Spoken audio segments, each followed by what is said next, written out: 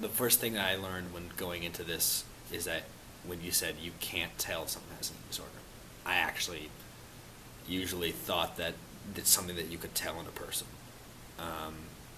And that when I heard that, I was like, well, this is going to be a fun ride.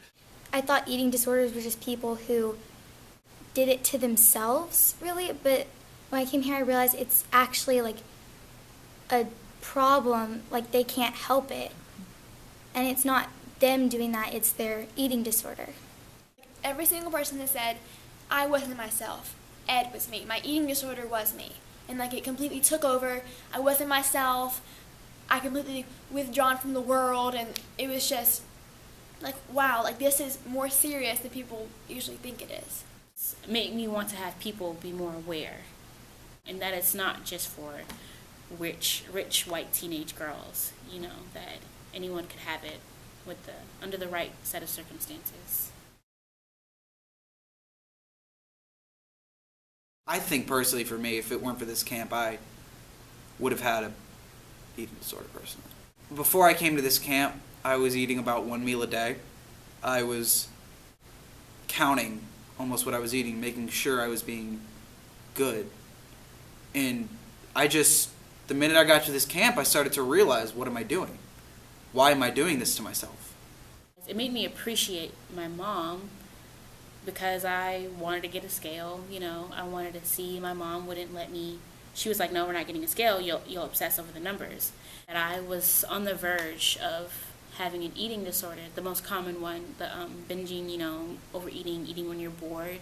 Because I know that I struggled with eating because I'm a ballerina, and it just seems like that's something that happens.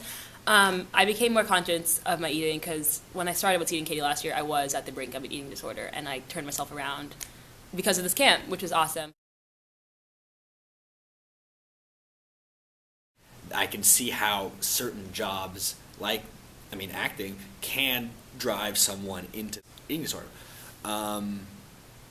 So I learned a lot about the media, and I learned a lot about how people can fall into the traps. I've learned where to find the pitfalls.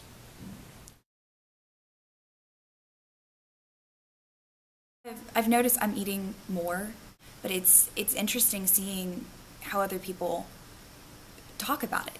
Like, I ordered whipped cream on my coffee, and the person that was buying for me was like, do you really want whipped cream on that? And I was like, yes, I do. I started listening to my hunger. I didn't really, that never crossed my mind before. And it's just helped me to be aware of listening to my stomach as opposed to my mind or my mom telling me to finish my food, just letting me finish when I'm full. Should I get that candy bar? Do I need that? Take a second and think about why I might want to put something into my body. I don't eat as much because I'm satisfied very quickly. Yesterday was my dad's birthday, and we went out to eat, and I didn't finish my plate, and the lady was like, wait, you're done? Well, I would have just eaten the whole thing since it's just there. And I was like, nope, I'm good.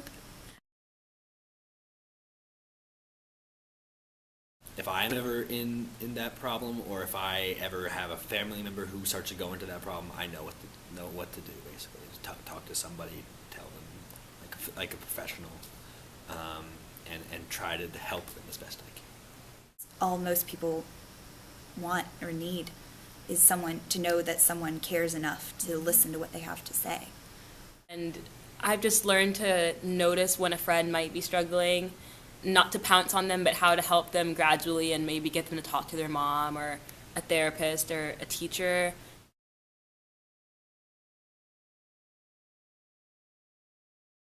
The last part of WhatsEatingKatie, when it's just we love her at the end and it's just completely silent. Yesterday I started crying, and it was just, because it was just so emotional for me. Ed is the eating disorder that Katie experiences. He's the personification of all the negative impacts that have been attacking Katie. He's her friends' images. He's her family's dieting habits. He's everything.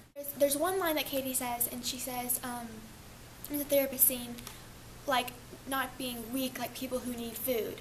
And that just says so much, what people think about people who are not like her, what she thinks about herself, and it's like so many thoughts wrapped up into a couple of words. It's way better than any school play I've ever put on.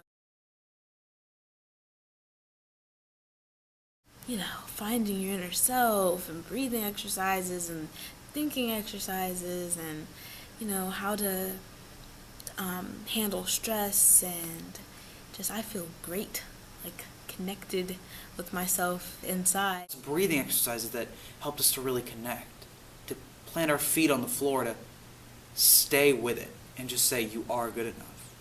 You're a human. You're not supposed to be perfect, but you are perfect at the same time.